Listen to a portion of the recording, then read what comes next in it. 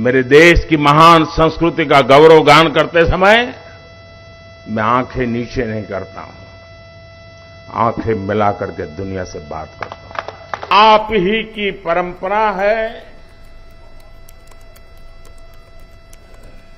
मैं तो दुनिया में जाकर के सिर्फ आपके पराक्रमों के गीत गाता हूं।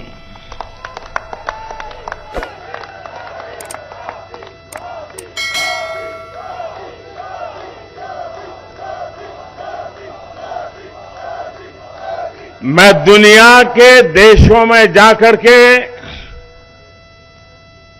दुनिया के महापुरुषों को मिलकर के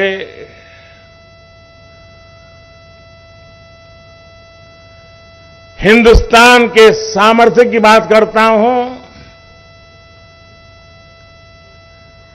हिंदुस्तान की युवा पीढ़ी की टैलेंट की चर्चा करता हूं और अवसर मिलने पर भारत कैसे खिल उठता है, भारत के नौजवान कैसा पराक्रम करके दिखाते हैं, ये बात मैं दुनिया में जाकर के बताता हूं।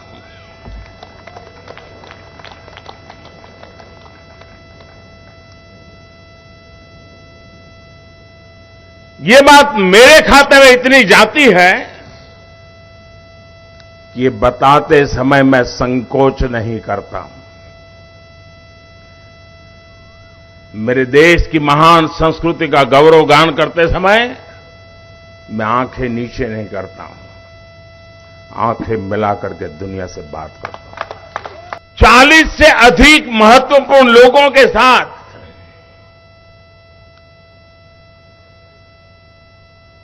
मिलने का अवसर मिला और एक बात जो शायद हिंदुस्तान में जिसकी चर्चा बहुत कम है, और क्यों कम है वो तो समय बताएगा, जो भी नेता मिलते थे, खास करके G7 समूह जो दुनिया के समृद्ध देशों का समूह है, वे भारत में G20 के जो प्लानिंग हुआ है और उनके देश के लोग उन मीटिंगों में यहां आए हैं, वापस जाकर के उन्होंने वहां रिपोर्टिंग किया है। भारत के नागरिकों ने G20 समूह की करीब 150 से ज्यादा मीटिंगें हो चुकी हैं। 100 से अधिक हिंदुस्तान के अलग अलग कोने में मीटिंगें हुई हैं और दुनिया के 40-45 देशों के प्रतिनिधि उसमें आए हैं और उन्होंने जाकर के वहां जो बताया है, भारत के लोगों ने जिस प्रकार से उनका सम्मान किया, स्वागत किया, ये जो वहां बताया है, उसका इतना प्रभाव उन लोगों के मन पे है कि भारत की इस ताकत की पहचान हमें G20 समूहों की मीटिंग में गए हुए हमारे प्रतिनिधियों के माध्यम से मिली है। हम बहुत अभिभूत है। कौन हिंदुस्तानी होगा जिसको गर्व नहीं होगा दोस्तों। हिरोशिमा की धरती, जहां पर मानव संहार का भयानक घटना घटी थी, उस हिरोशिमा की धरती पर जब पूज्य बापू की प्रतिमा लगती है, शांति का विश्व को संदेश बड़े गर्व के साथ हम पहुंचा पाते हैं। जी, मेरे लिए गर्व की बात होती है कि जापान के प्रधानमंत्री जब भारत आए थे तो मैंने बोधि वृक्ष का एक सैंपल उनको दिया था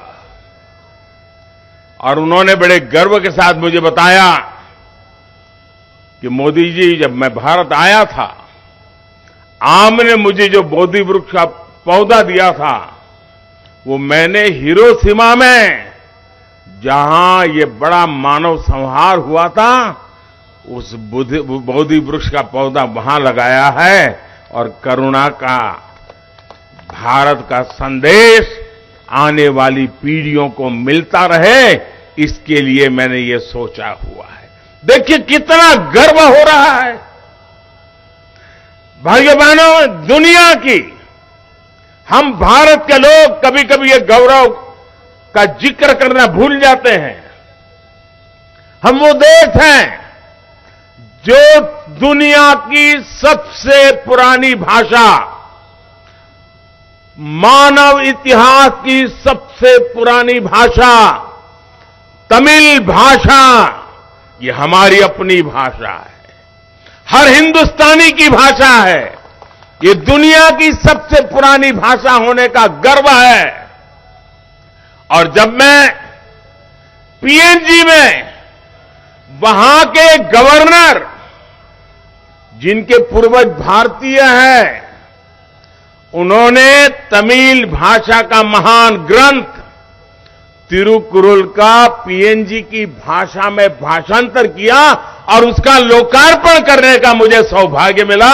आप कल्पना कर सकते हैं कि हिंदुस्तान की इस महान विरासत को आज दुनिया कैसे पूजने लगी है।